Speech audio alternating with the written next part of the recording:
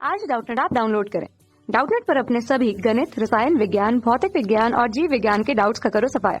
बस प्रश्न की फोटो खींचो, एक ही प्रश्न को क्रॉप करो और तुरंत वीडियो सोल्यूशन पाओ। अभी डाउनलोड करें। हेलो दोस्तों, हमारा सवाल दिया है कि दो चक्रिकाएं जो अपने अपने अक्षों पर जो चक्रिका के अभिलंबों तथा चक्रिका के केंद्र से गुजरने वाले हैं कि पड़ता जड़ता गुण I1 व I2 है, जो ओमेगा 1 और ओमेगा 2 के कोणीय चालों से घूर्णन कर रही हैं। मैंने दिखाया है उनके अक्ष को जब घूर्णन अक्ष को संपाती करके आपने सामने लाया जाता है तो इन दोनों चक्रिकाओं के निकाय की कोणीय चाल क्या होगी, और यह दर्शाइए कि संयोजित निकाय की गतिज ऊर्जा दोनों चक्रिकाओं की आरंभिक गतिज ऊर्जा के योग से कम है। ठीक है, ऊर्जा में हुई इस हानि की आप कैसे व्याख्या करेंगे। ओमेगा 1 बराबर ओमेगा 2 लीजिए। ठीक, मतलब दोनों बराबर नहीं है। ठीक है, पहले क्या कह रहा था कि हमारा पहले अलग अलग थी। ठीक है, तो I1 I2 इनका जड़ तो आघूर्ण था, ओमेगा 2 कोणीय चाल था। तो हमारा अगर हम लोग पहले निकालना है हमें कि इनकी कोणीय चाल क्या होगी। अगर उनको फिर बाद में क्या कर दिया है, उनके अक्ष संपाती हो जाते हैं, उनको लाया जाता है संपर्क में। ठीक है, तो इससे क्या होगा हमारा, तो पहले हम सबसे पहले निकालते हैं प्रारंभिक कोणीय संवेग क्या होगा जब दोनों अलग अलग थे। ठीक है, तो प्रारंभिक कोणीय संवेग, ओके, कोणीय संवेग, क्योंकि हम लोग क्या करेंगे, कोणीय संवेग हमारा संरक्षण रहेगा तो कोणीय संवेग संरक्षण लगा लेंगे। ठीक है, तो इससे हमें ओमेगा मिल जाएगा। प्रारंभिक कोणीय संवेग कितना हो जाएगा, ये हो जाएगा I1 omega 1 plus I2 omega 2। ठीक है, क्योंकि कोणीय संवेग होता है I ओमेगा। इसको समीकरण 1 लिख लेता हूँ। ठीक है, अब जब इनको संपर्क में लाया जाता है तो क्या होगा, इनका जो है उभयनिष्ठ हमारा अक्ष उभयनिष्ठ हो जाएगा। ठीक है, कॉमन हो जाएगा इनका अक्ष। ठीक है, तो इनका संयुक्त जड़त्वाघूर्ण कितना हो जाएगा, हमारा संयुक्त जड़त्वाघूर्ण I1 प्लस I2 हो जाएगा जड़त्व आघूर्ण। ठीक है, क्या हो जाएगा, दोनों का एक मिलके जुड़ जाएगा, I1 प्लस I2 हो जाएगा। अब मान लिया कि ये दोनों पूरा जो निकाय है एक ओमेगा से घूर्णन कर रहा है। ठीक है, अगर ओमेगा तो अंतिम कोणीय संवेग क्या हो जाएगा, I ओमेगा, यानी I1 प्लस I2 या जड़त्वाघूर्ण हो गया इनटू ओमेगा, ये आ गया। तो अब हम देख रहे हैं कि इस पर कोई भी बाह्य बल कार्यरत नहीं है, कोई भी बाह्य बल नहीं लग रहा है। इसका मतलब हमारा टाउ जो है एक्सटर्नल वो शून्य होगा। ठीक है, अगर टाउ शून्य होगा इसका मतलब हमारा संवेग संरक्षित रहेगा। ठीक है, तो यहाँ से हम क्या लगाएंगे, संवेग संरक्षण।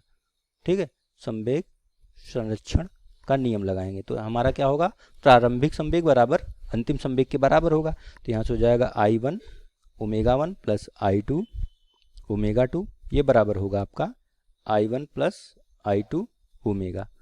ठीक है, यहाँ से हमें कोणीय वेग ओमेगा का मान मिल जाएगा, जो हमसे पूछ रहा था कि निकाय का कोणीय चाल कितनी होगी, I1 omega 1 plus I2 omega 2 बटे I1 प्लस I2।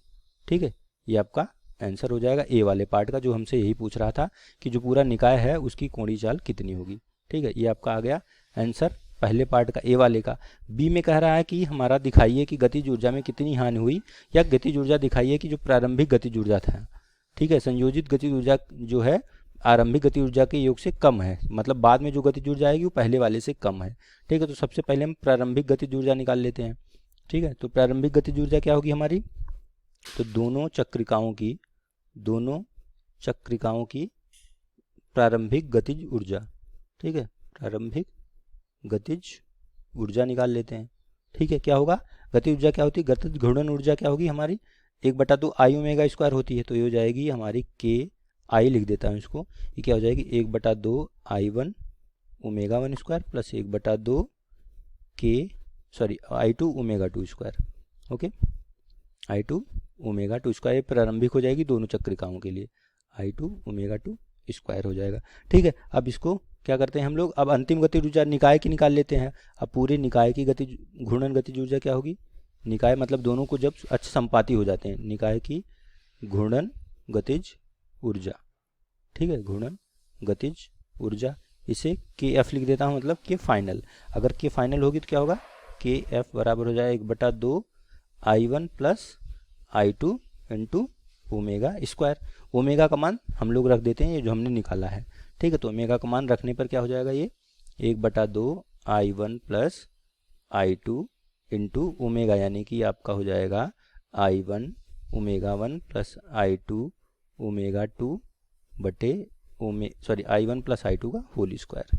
ठीक है, ये आपका 2 है, यहाँ से हो जाएगा आपका 2 I1 प्लस I2 और इन पूरे का हमारा होल स्क्वायर। ठीक है, तो यहाँ से हम क्या करेंगे, एक I1 प्लस I2 कट जाएगा तो क्या बचेगा आपका, यहाँ से ये बच जाएगा, ये वाला KF हो जाएगा। अब इन दोनों घूर्णन गतिज ऊर्जाओं में अंतर निकाल लेते हैं डेल्टा के, ठीक है।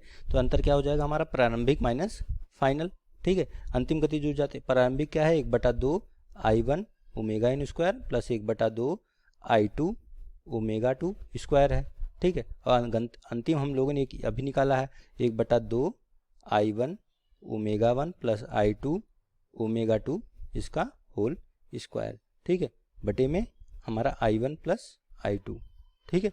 इसको क्या करते हैं हम लोग, खोल लेते हैं, ठीक है। तो अगर इसको खोलेंगे तो देखिए 1/2 दोनों तरफ है, बाहर ले लेते हैं, ठीक है। I1 I2 में इसमें गुणा कर देते हैं, I1 I2 से गुणा करेंगे तो हो जाएगा, I1 का गुणा करेंगे इसमें तो I1 square omega 1 square plus I1 I2 omega 1 square हो जाएगा, प्लस इसमें गुणा होगा तो I1 I2 ओमेगा 2 का होल स्क्वायर प्लस I2 का होल स्क्वायर ओमेगा 2 का स्क्वायर, ठीक है। ये आ जाएगा माइनस के साथ, ये वाले को इसको खोलेंगे तो a प्लस बी का होल स्क्वायर से खोलिए तो आएगा I1 omega 1 I1 square omega 1 square minus I2 square omega 2 square minus 2 I1 I2 omega 1 omega 2, ठीक है। ये आ जाएगा और I1 I2 से गुणा होगा तो अपान में आएगा आपका पूरे में I1 प्लस I2, ठीक है। ये पूरे में रहेगा, ठीक, इतना रहेगा। तो यहाँ से देखिए क्या क्या कट रहा है हमारा, ये इससे कट जाएगा और ये वाला आपका इससे कट जाएगा, ठीक है। तो यहाँ पे क्या बचेगा, यहाँ पे हम देखेंगे तो हमारा बच जाएगा I1 I2 सब में है तो I1 I2 बाहर ले लेते हैं, हो जाएगा I1 I2 और बटे 2 I1 प्लस I2, ये भी बाहर है तो इसको भी बाहर ले लेते हैं। यहाँ पे क्या बचेगा हमारा, यहाँ पे बचेगा आप देखिए omega 1 square plus omega 2 square minus 2 omega 1 omega 2, ठीक है। ये क्या है आपका, यह है ओमेगा 1 माइनस ओमेगा 2 का होल स्क्वायर, ठीक है। तो यहाँ से आ जाएगा I1 I2 upon 2 I1 plus I2 और ये ब्रैकेट में आ जाएगा ओमेगा 1 माइनस ओमेगा 2 का होल स्क्वायर, ठीक है। अब ये होल स्क्वायर है, ये डेल्टा किया गया, अगर ये होल स्क्वायर है तो इसका मतलब ये धनात्मक होगा। ये मान पूरा यहाँ पे देखने पे हमें लग रहा है कि दिख रहा है कि ये पूरा आपका मान क्या है, धनात्मक है, ठीक है। यानी कि ये हमारा धनात्मक आ रहा मान, ठीक है, धनात्मक मान मिल रहा हमें, ठीक है। इसका मतलब क्या है, तो ये दर्शाता है कि हमारा KI जो है बड़ा है KF से, मतलब प्रारंभिक जो गतिज ऊर्जा है वो ज़्यादा है अंतिम गतिज ऊर्जा से। इसका मतलब हमारी गतिज ऊर्जा में हानि हुई है, ठीक है, कि बाद में कम हो गई तो गतिज ऊर्जा में हानि हो गई। तो इससे यह कब हुआ होगा, हानि कैसी हुई होगी कि जब हम चक्रिकाओं को संपर्क में लाएँ तो घर्षण के विरुद्ध ये इनको कार्य करने में हुआ होगा ये हानि, ठीक है, जिसके कारण हमारे चक्रिका निकाय का जो उभयनिष्ठ कोणीय वेग ओमेगा हो गया होगा, ठीक है। तो यही कारण है इसका, ये आपका आंसर हो जाएगा, ठीक। कक्षा 6 से 12वीं से लेकर नीट IIT JEE वो एडवांस के लेवल तक 1 करोड़ से ज्यादा छात्रों का भरोसा। आज ही डाउनलोड करें डाउटनेट ऐप या व्हाट्सएप करें अपने सारे डाउट्स 8400 400 400 पर।